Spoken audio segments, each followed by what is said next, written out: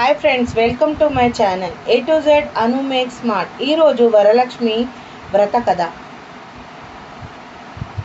పూర్వము సూత మహాముని శౌనికాది మహర్షులతో ఇలా అన్నాడు.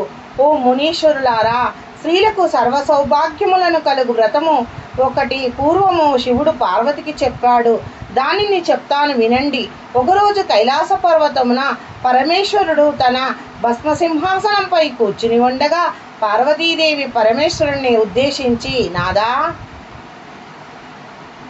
స్త్రీలు సర్వసౌభాగ్యాలు పొంది పుత్రపౌత్రాభివృద్ధిగా తరించుటకు తగిన వ్రతం చెప్పండి అని కోరింది. అందులకు త్రినేత్రుడు, దేవి, నీవు కోరుకున్న విధంగా స్త్రీలకు సకల సౌభాగ్యాలను కలిగించే వ్రతం ఒకటి ఉంది. అది వరలక్ష్మి వ్రతం. దానిని శ్రావణ మాసంలో 2వ శుక్రవారం నాడు ఆచరించాలని తెలిపాడు.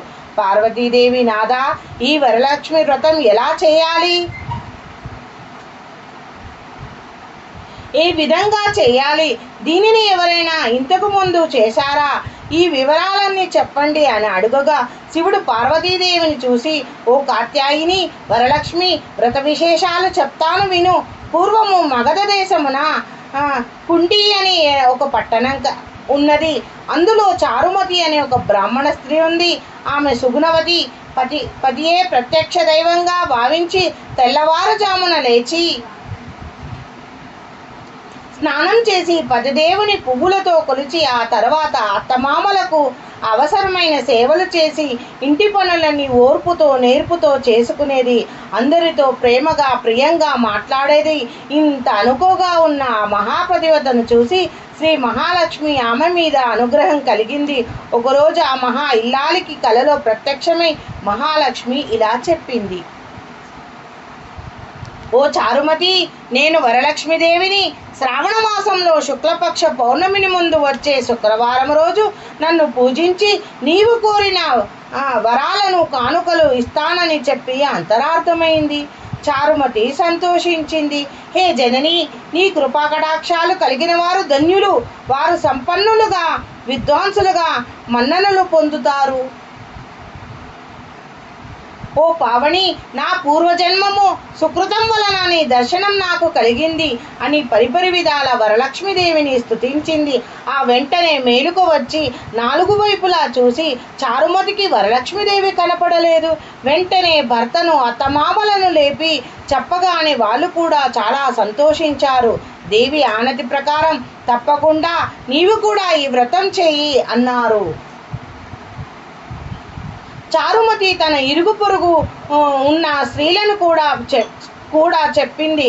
అందరూ కలిసి శ్రావణ మాసం ఎప్పుడు వస్తుందా అని ఎదురు చూడసాగిరి. వారు ఎంతో ఎదురు చూసిన పౌర్ణమి ముందు శుక్రవారం రానే వచ్చింది. పట్టణంలోని స్త్రీలందరూ ఉదయాన్నే లేచి తలార స్నానం చేసి పట్టు వస్త్రాలు ధరించి చారుమతి గృహానికి చేరుకున్నారు.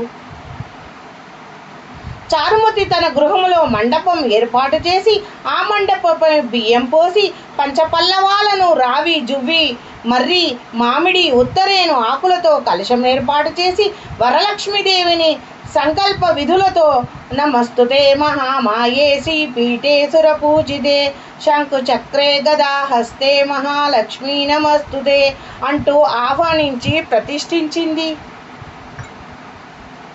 స్త్రీలంతా ఎంతో భక్తి శ్రద్ధలతో అమ్మవారిని కొలిచి షోడోపచార పూజ చేశారు. 9 సూత్రముల గల తోరాన్ని కుడి చేతికి కట్టుకున్నారు. వరలక్ష్మీదేవికి అనేక రకములైన పిండి వంటలు చేసి నైవేద్యంగా పెట్టారు. ఆ తర్వాత ప్రదక్షిణ నమస్కారాలు చేశారు. మొదటి ప్రదక్షిణ చేయగానే కాళియందుయలు గల్లు గల్లునా మోగాయి. రెండవ ప్రదక్షిణ చేయగానే హస్తాలకు నవరత్న ఖచ్చితమైన కంకణాలు దగదగా మెరుగసాగాయి. మూడవ ప్రదక్షిణ చేయగానే అందరూ సర్వాభరణ భూషితులయ్యారు. వారు చేసిన వరలక్ష్మి వ్రతం ఫలితంగా చారుమతి గృహంతో పాటు ఆ పట్టణంలోని ఇతర స్త్రీలు కూడా ధన కనక వస్తు వాహనాలతో నిండిపోయాయి. వారంతా అక్షంతలు శిరస్సుపై వేసుకొని తీర్థప్రసాదులు తీసుకొని వారి ఇండ్లకు బయలుదేరారు. మార్గమధ్యంలో చారుమతి 1000 నోళ్లు పొగుడుతో ఆమెకు వరలక్ష్మీదేవి కలలో సాక్షాత్కరించి అనుగ్రహించిందిగా తాను ఒక్కటే పూజించకుండా తమ అందరికీ చెప్పి తమకి కూడా ఇంతటి సౌభాగ్యం కలుగచేసిన చారుమతి ఎంతో అదృష్టవంతురాలు. అలాంటి ఆమె పరిచయం కలిగి ఉండిన తామెంత భాగ్యవంతులు అని ఎంతో మురిసిపోయారు. వారంతా ఏట వరలక్ష్మి వ్రతము చేసి సకల సౌభాగ్యాలతో సిరి సంపదలతో కలిగి సుఖంగా జీవనము గడిపి ముక్తిని పొందారు. కావున ఓ పార్వతి, ఈ ఉత్తమమైన వ్రతం చేస్తే ఎలా ఎదుటవారు చెప్పి చేయిస్తే సర్వ సౌభాగ్యాలు కలిగి శుభంగా ఉంటారు. ఈ కథను విన్నవారికి చదివిన వారికి కూడా వరలక్ష్మి ప్రసాదము వలన సకల కార్యములు సిద్ధించును అన్నారు పరమశివుడు. సూత మహాముని శౌనికాది మహర్షులతో, మునులారా, శివుడు పార్వతికి ఉద్దేశించిన ఈ వరలక్ష్మి వ్రత విధానాన్ని మీకు వివరించాను. ఈ కథ విన్నా ఈ వ్రతం చేసినప్పుడు చూసినా కూడా సకల సౌభాగ్యములు, సిరి సంపదలు, ఆయురారోగ్యాలు, అష్ట ఐశ్వర్యములు సిద్ధిస్తాయి అని చెప్పాడు. ఈ కథ విని అక్షంతలు శిరస్సుపై వేసుకొని ఆ తర్వాత ముత్తైదువులకు తాంబూలాలు ఇవ్వాలి. అందరికీ తీర్థప్రసాదాలు ఇచ్చి పూజ చేసిన వారు కూడా వాటిని తీసుకోవాలి. ఓం శ్రీ వరలక్ష్మీ మాతాయ నమః. ఓం లక్ష్మీనారాయణాయ నమః. ఓం అష్టలక్ష్మ్యై నమః. ధన్యవాదాలు. Thank you for watching my video.